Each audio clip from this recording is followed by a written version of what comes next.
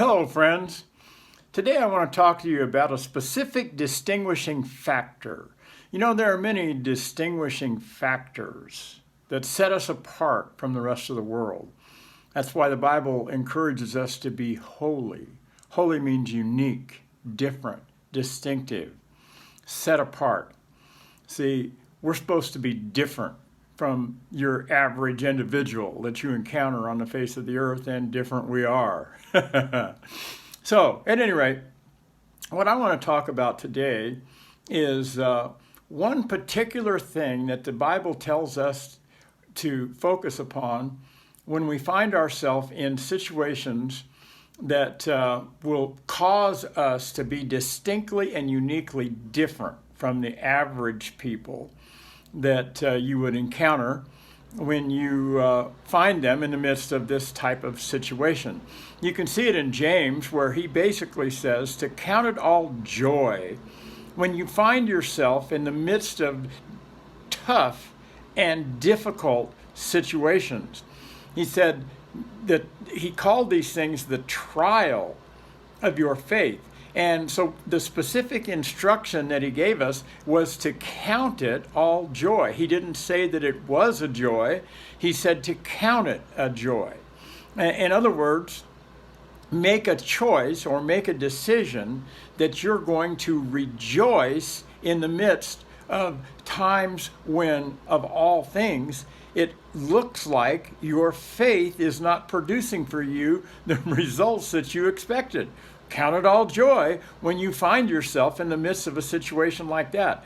Another way the Bible puts it, it says to rejoice in the Lord always. So, in other words, no matter what our circumstance, no matter what our situation is, we're supposed to make a choice to rejoice. Put a smile on our face. You see, most people on the face of the earth are totally reflective of the circumstances, the current circumstances they're going through. So, but God wants us to be different. He wants us to be unique. He wants us to be distinctive. No matter how tough the situation is that we may find ourselves in, He wants us to put a smile on our face. And He wants us to have a song in our heart. So how do we do that? How do we count it joy when you're in a terrible circumstance or a situation? Well, the key is your focal point. See, what the Bible tells us to do is it says to put our attention, focus our attention, not on the current circumstances that we're going through, but to have an eternal mindset and recognize and realize that no matter how negative a situation may be that we're in, it's only temporary.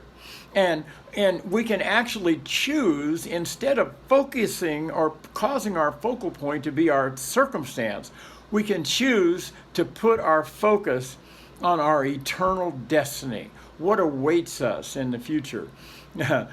We can have a genuine smile on our face because not only do we know that we have an eternal destiny that defies description, but also we're aware of this simple fact, and that is no matter how bad a situation is or a circumstance, God hasn't put us in a place where we have to wait forever to see that circumstance change.